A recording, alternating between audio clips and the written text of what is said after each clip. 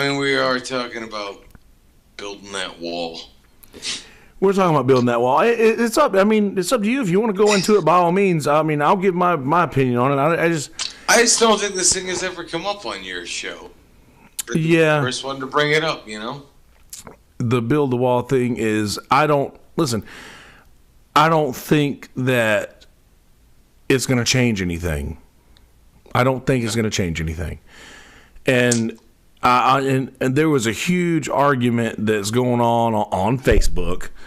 There's a huge argument that's going on between some people in my family and some of my friends out west, and just it's a huge deal that everybody has an opinion on this, and the opinion always ends up being about something completely different than it starts as. Like you start talking about, well, we need border control because people are coming illegally into this country, and that's how it starts. And then it becomes, we need border control because these Muslims are coming into our country seeking asylum, which then becomes, well, do you want to be speaking Spanish in 5 years or do bullshit like that? And I'm like, listen, do you not see what's going on here? You not see what's happening? Like, this is, we're living in a place that is so great that other people want to be a part of it. And yes, from a taxpayer standpoint, it might not be the best thing to have so many undocumented people in the country. But what can you do about that? What is there that we could do about that? I mean, what can we do about anything? What can we do about anything?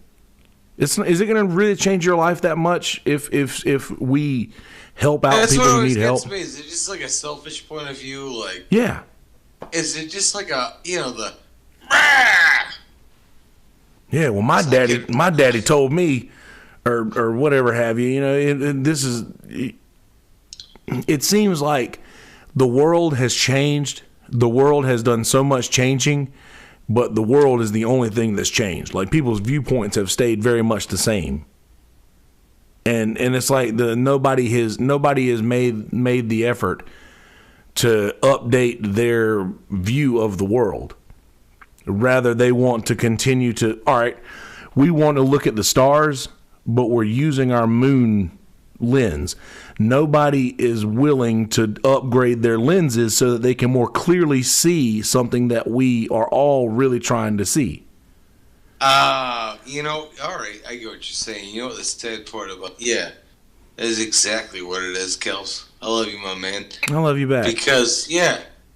Because we're living in a time where we're seeing, like, how shitty it was in the past. Yeah. And yet how great it's going to be in the future. Yep. And we're in that time where it's not going to help us at all because we just know what we're capable of. Exactly. But at the same time, like, the future is going to be so much better. But it's almost like some people now are like, so let's kill it as fast as possible just so they don't get to have it. Yeah. Because we can't. Exactly. And I feel like we're just at a fork. I don't think that's not necessarily the way it is, but it is. It seems kind of bitter on some folk. Yeah. Well, I feel like we're at a fork in the road to where we can either continue on the path to where we're not progressing at all, or we can continue on the path to where we actually try to progress a little bit and not get so pissed off about and I'm going to bring this up as well. The Gillette ad. Have we talked about that yet? We talked about that, right? Who, me and you? No. Did that happen at trivia last week, or was that already happening? Anyway, well, consider this the introduction to it. So, how did you feel about the ad? Were you offended? Were you upset? Were you upset by what this ad said? No, but it's just anytime a company tries to make a statement, like, I'm always gonna have a little chuckle with it, and it's just like when people burn their Nikes because of Kaepernick. It's like, hey, you know what? Like they don't really give a shit about the cause because you're gonna buy them again. Like, they're just trying something new this spring. Because just as soon as so it's like it's kind of funny because with the whole Kaepernick thing, I just got a pair of Nikes on a great sale with like a combination of coupon sales in a tax-free state than the year before. So it was like when people started burning their Nikes, it's like, You're so stupid. And So it's stupid. just like,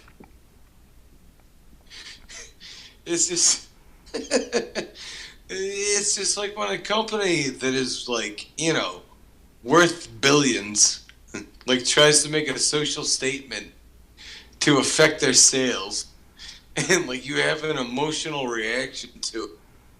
Like you're exactly what they want. Yes. Like whether it's for it or against it. Like I saw so many people putting their opinions out. all right, how's this? If you have an emotional reaction to consumerism, get out of the game right now. Oh, hold on. I just lost Oh. No, you're good. My Nora Byrne was calling me. Oh man. But so shit, what were we? Oh yeah.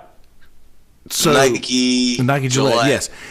I saw for so many days like people just posting their opinion on this thing, and then I was like, well damn, this commercial must be awful. Like everybody hates this thing. So I watched it expecting like it to be like The Wall, pretty much. Like they're turning guys into Hitler. Like this is what's going on. Like all men are Hitler and all men are just like awful. And I started watching this commercial and I was like, well, that guy just told that guy that he shouldn't do that, or so if this thing is turning all men, if this is I'm saying all men are horrible, then a woman would have said that to him, right? Like if this is pretty much negative about all men, then a man would not have been able to credit, because one of these guys did the right thing and one of these guys did something that needs to be brought to the light. And you're right. Every shot she just had with a girl like walking into the shot and being like, "Yep, I'll fuck you if you don't do this."